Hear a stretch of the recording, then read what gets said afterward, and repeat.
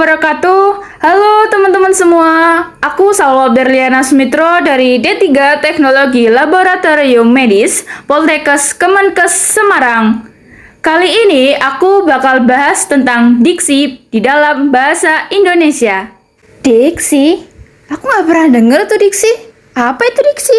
Diksi adalah suatu pilihan kata yang tepat dan selaras dengan penggunaannya dalam menyampaikan sebuah gagasan atau cerita yang meliputi gaya bahasa, ungkapan, pilihan kata, dan lain-lain sehingga didapatkan efek sesuai dengan yang diinginkan. Dan pada intinya, diksi merupakan pemilihan kata. Di dalam pemilihan kata ada dua syarat. Yang pertama adalah ketepatan, yaitu kata yang dipilih harus tepat agar dapat mengungkapkan apa yang ingin kita ungkapkan dan tidak membuat kesalahpahaman.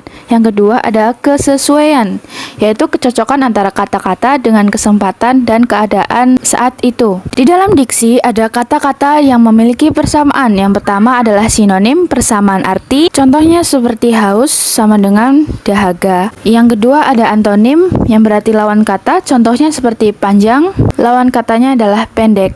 Yang ketiga ada homonim, yaitu suatu kata yang memiliki arti atau makna yang berbeda kan tetapi lafaz atau ejaannya sama. Contohnya, hak pada hak asasi manusia dan hak pada hak sepatu. Yang keempat ada homofon, yaitu kata yang diucapkan sama tetapi memiliki maksud yang berbeda. Contoh, masa adalah media massa dan satunya adalah masa adalah waktu. Yang kelima ada homograf, yaitu kata yang sama ejaannya tetapi berbeda lafaznya dan maknanya. Contohnya apel yang berarti upacara dan apel yang berarti buah. Di dalam diksi juga terdapat denotasi dan konotasi. Yang pertama adalah denotasi yang merupakan makna kata yang sesuai dengan makna yang sebenarnya. Contoh, banyak kupu-kupu yang berterbangan di malam hari. Yang kedua ada konotasi, yaitu makna yang bukan sebenarnya dan merujuk pada hal yang lain. Contohnya seperti rumah itu dilalap si jago merah. Si jago merah adalah kebakaran. Kemudian ada abstrak dan konkret. Abstrak adalah sesuatu yang tidak nampak dan tidak terlihat oleh panca indera. Contohnya, kebenaran pendapat itu tidak terlalu tampak. Kebenaran adalah kata abstrak.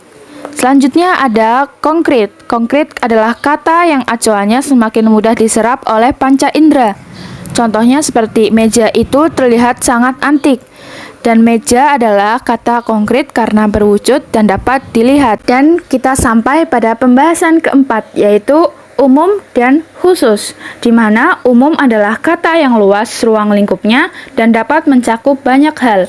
Contoh, tiba-tiba Salwa merasa sakit. Dan sakit itu tidak dijelaskan, maka itu bersifat umum. Dan yang kedua ada khusus, yaitu kata yang sempit atau terbatas ruang lingkupnya. Contoh, saya serius belajar bahasa Indonesia. Dan saya adalah menunjuk diri saya sendiri, jadi termasuk khusus. Selanjutnya yang kelima adalah populer dan kajian. Populer adalah kata yang dipakai oleh berbagai lapisan masyarakat dalam kehidupan sehari-hari. Contohnya seperti buku itu besar banget, dan besar merupakan kata populer. Yang kedua ada kajian. Kajian adalah kata yang perlu ditelaah lebih lanjut atau lebih jauh lagi. Contohnya seperti ukurannya sangat makro, dan makro ini sama dengan besar, tetapi makro lebih ke kata kajian. Yang keenam ada kata dalam percakapan. Yang pertama adalah jargon. Jargon adalah kata-kata teknik yang dipakai oleh segolongan atau kelompok tertentu dalam berkomunikasi. Contohnya, orang pintar kalah sama orang bejo. Dan jargon ini sama seperti slogan. Dan yang kedua adalah slang.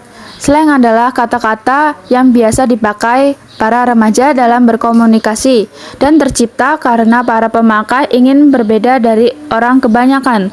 Contohnya adalah lebay. Lebay yang berarti berlebihan. Yang terakhir adalah bahasan ketujuh, yaitu perubahan kata. Yang pertama ada meluas.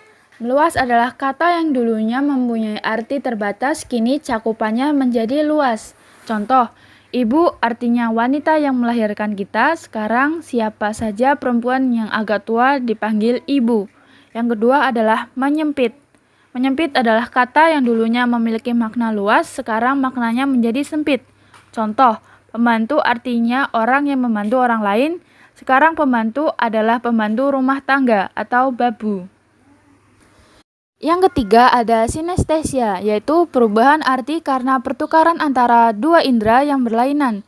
Contoh, kata-kata yang diucapkannya menusuk hati, gadis itu berwajah manis. Yang keempat ada amelioratif, yaitu kata baru yang lebih enak didengar.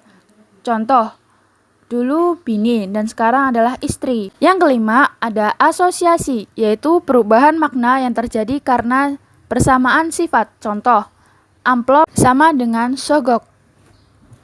Dan yang terakhir yaitu peyoratif, adalah kata yang sekarang maknanya lebih rendah dari yang dulu. Contoh, istri simpanan dulunya istri muda.